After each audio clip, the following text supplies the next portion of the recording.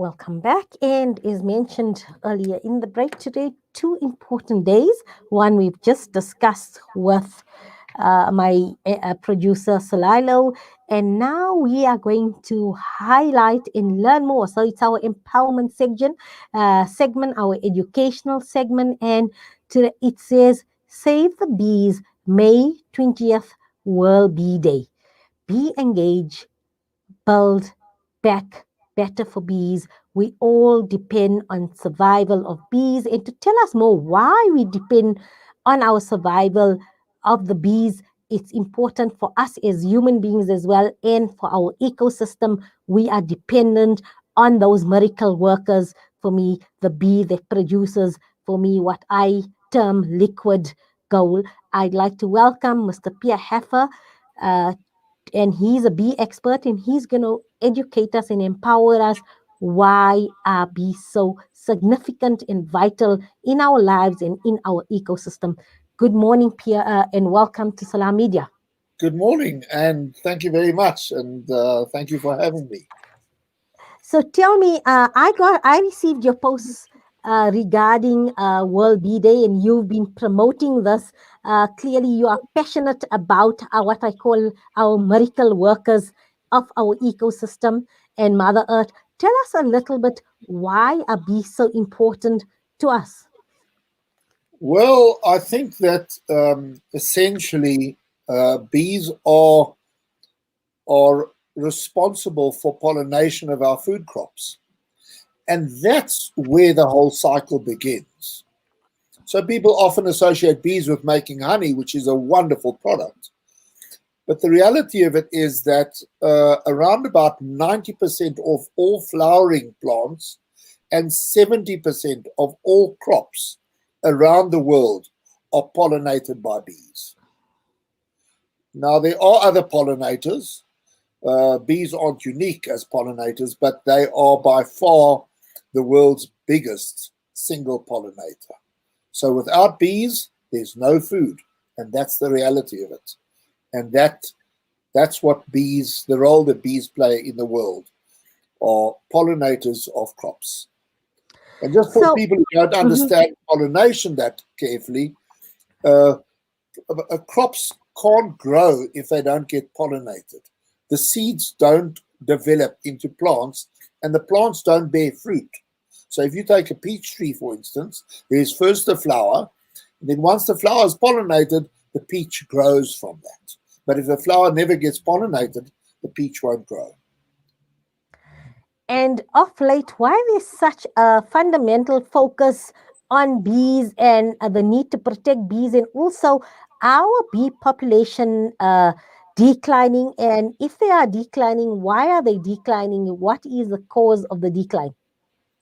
Well, first of all, yes, you're quite correct. There is a big focus on bees around the whole world because we are seeing the decline of bees.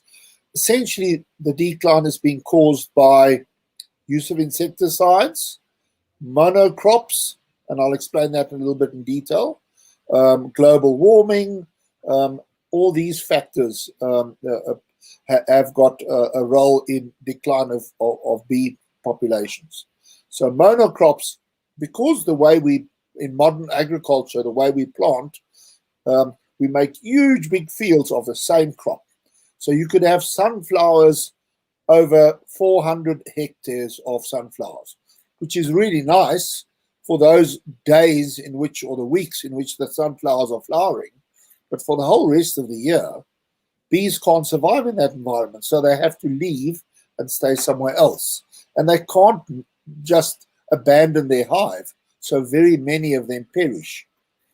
Also, there are many, many different types of bees. It's all part of the very complex ecosystem. So we relate to honeybees, but in South Africa, there are more than 20,000 different varieties of bees, and worldwide, more than 40,000 different varieties of bees. And every little different kind of bee populates or would have a job of being able to pollinate a very particular type of plant. So you would find that one plant is pollinated by a bee which like a bumblebee or carpenter bee and then a different plant will be pollinated by a honeybee. So let's take global warming, for instance. In countries where there's a large amount of where you have ground bees who live in the ground, and you have global warming causing the melting of permafrost, the ground is permanently moist all over, and those bees then would perish. Those colonies would perish. And those are the factors that are leading to the decline of bees. And also, I watched a documentary a while ago on Netflix in terms of the bee industry as well as the hijacking of bees. And I was shocked in terms of what is happening globally. It's like a bee cartel. And, especially in the United States, I've seen that people steal bees from one grower to another. And that is it because of the increased demand now in honey that this is happening globally?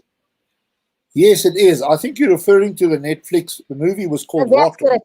Hmm. That section, yeah.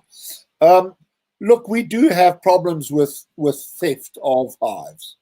We do. It's not to be laughed at, and it's quite a big thing. But our much larger issue for consumers, for people that are users of honey, is not really the theft of hives. It's the adulteration of honey. That people are importing products which are really not honey. It's more sugar water and different types of compounds, and that's either blended with honey or otherwise sold as honey. And you go into a supermarket or to a shop and you buy a product which you think is honey. Well, you might as well go and buy a bag of white sugar and add some water to it and start eating that, because it's got no health benefits. Now, to give you an idea, South Africa at the moment has got about 30% to 40% of all the honey on shelves is adulterated. We are So, importing at the moment 8,000 tons of products which are not honey. And so that's how the problem. appear as a consumer? How do I do? Look, I've become very aware, especially a couple of years since the carte blanche expose on the honey and the honey farms. Not even imported honey, but local honey that was adulterated in the Yes, Natal Midlands. I mean, there was that huge expose there. So I've yes, become a very conscientious consumer. So I prefer to get honey from source or from these little honey farms where I can stalls where I can engage with somebody who can tell me the owners directly and that. yes. But as an ordinary consumer, how do we protect ourselves from such adulteration of honey, as well as, that's then fraud because it's false advertising, because all of them say honey and Oh, pure yes, honey and that. So yes. how do we protect ourselves? And also, how do you check if I bought a product and it says honey? Is there some way that at home can I do a simple home test that will then inform me to say, what, this is indeed pure honey or not pure honey? That is a very, very good question. And it's a question which is consuming thousands of experts throughout the world.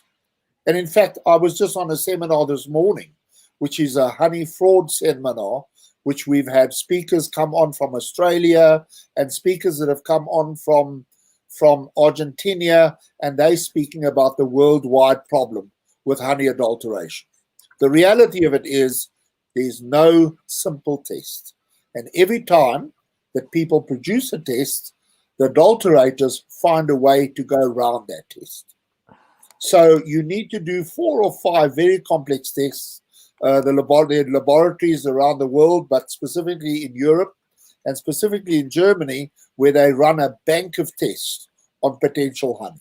So as a consumer, it's not that easy for you. It's not that easy. Just a second. I just want to kill that call. Okay, so we chatting to Pierre Hefer, and today is World Bee Day, and he's Sorry about explaining that. to us. No problem. You can go ahead, Pierre. Okay, so what you do as a consumer, the first thing you look for is when you see honey on the back of the label and it tells you the honey is coming from all these different countries, from Zambia and or China and or uh, all many different countries. Because really, no beekeeper would be blending his honey with a whole lot of different countries. And we have about 90% of the adulterated honey has got products related to China in it. So that's a really, really big telltale sign. The other thing is that all honey which is coming into South Africa has to be irradiated. And irradiation is a process which destroys the natural goodness of honey. The next indicator is cheap honey. Nobody can produce honey for 60 and 70 Rand a bottle. So when And you that's go to what. a supermarket and you see a bottle of honey at 70 Rand for 500 grams, the chances, or below 70, the chances are pretty good that it's not a pure honey. And then, So as you said, if you yeah. buy from a local bee farmer that you know, or it's a locally produced product, or it's someone that you can get hold of or phone, the chances are much better that will be a pure honey. So, Pierre, that's what for me, because we don't have access to for sophisticated laboratory equipment and tests. For me, my simple test is this: I've engaged with bee producers and small subsistence bee farmers, Yes, and they told me in terms of price what it costs them in terms to sell a honey feasible. And as you've said, at 60 rand for 500 grams is just not worth it. They cannot produce it that.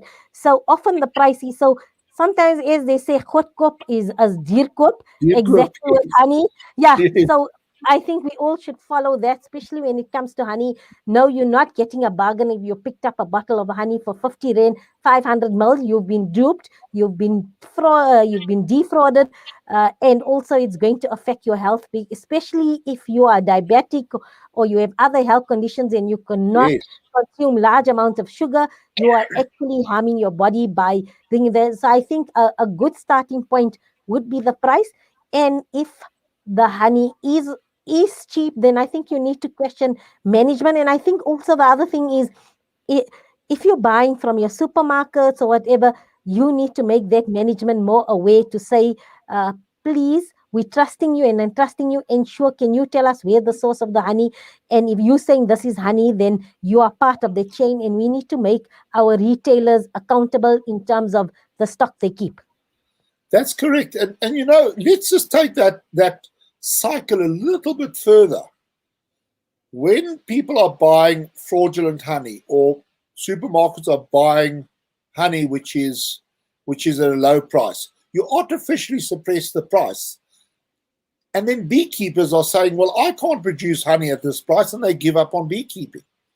When they give up on beekeeping, there's less bees around. If there are less bees around, there's less pollinators. And if there are less pollinators, we have a food security issue in general. So there's a very large connected circle between the use of adulterated honey, or sugar water, I like to call it, and and our food security throughout the world. It's not only a South African problem; it's right throughout the world. So, Pia, what I can understand, there's a very, for me, a viable solution in terms of protecting ourselves from this type of fraudulent imported honey. Normally, in terms of our import duties and that, can't we just engage with the Department of Trade and Industry in terms of import duty? Because products that can be manufactured in South Africa and are easily available in South Africa, the import duty of those products coming from overseas, there's a higher import duty. So if honey coming from outside the country, we increase import duties. Like, for example, socks and hosieries are about 30 or 40% because we have an industry here. So if we increase import duties on honeys coming from elsewhere, you're going to kill the market then based on the price for, like you say, your sugar water products, and then you actually supporting the local bee honey industry in South Africa, because then it's not going to be viable. Yes, your manukas will still come in, your good quality honeys will still come in, because people want that. There's no comparison to it, to your manuka honey, or maybe your mountain cedar honey from Yemen or mountains of Kashmir, and that. So those honeys will still come through, but I think it would be a deterrent for those cheap imports of sugar water posing as honey. Yes. Okay, so it's not a solution because, first of all, it's quite interesting that people import Manuka honeys and honey from Yemen. It gets irradiated before it gets to the shelf. So you're losing the essential quality. And many of these really fantastic honeys, I mean, there's absolutely nothing wrong with the honeys we produce locally.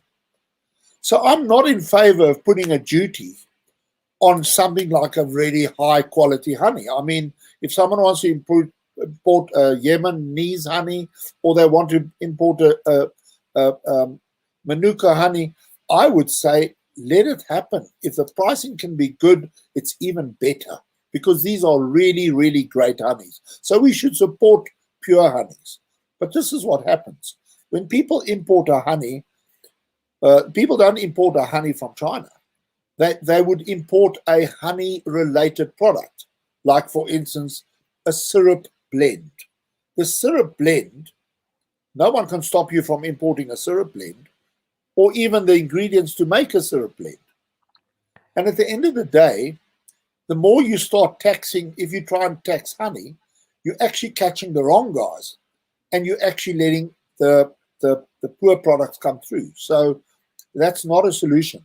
The solution is more a question of being able to identify what true honey is, to be able to test the honey, to be able to ferret out the frauds inside the supermarkets, inside on the shelves. That's where the problem, where you deal with the problem. The consumers are not stupid, and consumers will vote with their feet. So at the end of the day, when people are enlightened, people phone me when they want to buy my honey, and I love it because they ask me a whole lot of questions. Are you sure that your honey is pure? How do we know that your honey is pure? And they don't necessarily ask all the right questions. But I like the fact that people are engaged, that people want to know what's going on with the honey, that people are asking questions which indicate to me that they have an awareness that not anything that says honey on the label is actually honey. And that makes me very pleased. And that awareness, it will drive the processes. Look, we are involved with Beekeeping Association, SABIO, the South African Association, is continuously lobbying government, and government is continuously engaging with us in order to be able to find ways of testing the honey, of developing legislature, developing methods of being able to stop people from committing food adultery in general and honey adultery specifically. But at the end of the day, it's not going to be stopped through trying to impose duties on these products. Unfortunately, I wish it was that easy, but it won't be. But and also hats off to you, because the fact that if people ask you questions and you say often sometimes it not be the correct type of questions, but your willingness to empower and educate the consumer shows me that I can trust you buying the product. Because whenever you buy a product and you see whether it's a manufacturer or retailer or supplier get defensive, then that should ring alarm bells when they get Yes. defensive of their product. But when a person there, the seller, is willing to engage a consumer and empower and educate them, then that bodes well, and a relationship of trust develops, and that's a good sign, because then you can rest assured that this product is exactly what it says it is. Just moving on now, in terms of I, as a person who has a home, who has a small garden patch, and that, what can I do in terms of ensuring we have a healthy bee population and good pollinators, not only honeybees, but the different species of bees that we can ensure healthy pollinators. I'm thinking of herbicides or fungicides or sprays in the garden. Do those have an impact on the bees and the bee population? Yes, an incredible impact. So never underestimate your ability to be able to impact your environment by the use of insecticides and fungicides and herbicides and those kind of things in your garden. It is it's absolutely crucial. Last year, I'm an urban beekeeper, so I keep my hives inside the areas where people consume the honey. So my brand is local raw honey, and what I try and do is make sure that the honey is consumed in the areas where the bee forages, because I believe the bee needs to be able to get the plants that are in the area where people live. But last year, I had about a 30% loss of my hives directly as a result of people spraying insecticides on their plants. And it's one of the biggest losses I've had in 1 year. And I put it down. So this is quite interesting. We started spring this year, and the bee populations were going through the roof. I've never had such strong colonies at the beginning of spring. And I said, oh, you know why it is? It's because of lockdown. There's less pollution, the air is clearer, and everything is, I mean, it was really a positive sign. But what happened was a lot of people spend more time in their gardens, and a lot of people bought a lot more plants, and people started getting very precious about their gardens. So when we had a few of the plants being eaten by worms, and the leaves didn't look so pretty, and there were little holes all over the leaves, people said, oh, let's go and spray. And a lot of people went out and bought insecticides and sprayed their plants, and the bees ate that poison, and as a result, we had a big loss of the bee population. Look, they'll recover. It's not the end of the world, but you are 100% correct. By spreading the word about the use of insecticides and when and where you spray and what you spray with is very important. And you don't have to spray for everything. You know, at the end of the day, it may not be the prettiest thing in the world when your roses, all the leaves have got holes in them. But leave it for 2 or 3, leave it for a month. New leaves come out.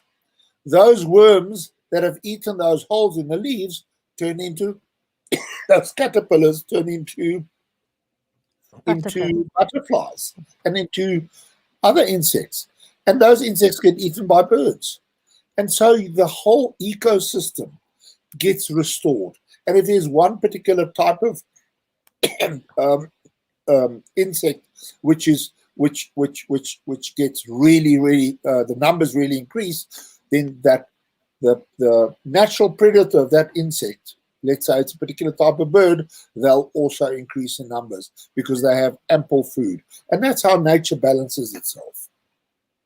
Absolutely. And I think, you know what, we need to have a mindset change. And maybe even, we have this beautiful pictures of roses with these perfect leaves in it. And I think for all the artists out there, we should paint nature as nature is really, because we have this obscure notion of nature that we let to believe this is it. In nature, you don't find perfect potatoes, perfect tomatoes, perfect. This is all genetically modified. And I think we need to alter our how we portray these images of nature, and we need to change them, because as nature intended, we sort of do apply. So it's the same thing that we do with with models and things like that. We just show one type of figure and body type, whereas you have a variety. And I mean, that's what nature is about. Like you say, that rose with a few holes in the leaves, and that is nature, and we need to start embracing it, and we need to have more visuals of nature in action. Yes. I mean, I don't know if you've noticed how many people in gardens today have an area in their garden where they've got almost wild grasses big old felt glasses growing in one section of the garden, and it looks beautiful. And I mean, if you had to take a massive big lawn, which takes a lot of chemicals, it takes a lot of, you've got to put fertilizer on it, you've got to continuously cut it, and you have to convert a portion of that lawn and plant bee-friendly flowers in there. You know, any flower, any plant that gives flowers is bee-friendly.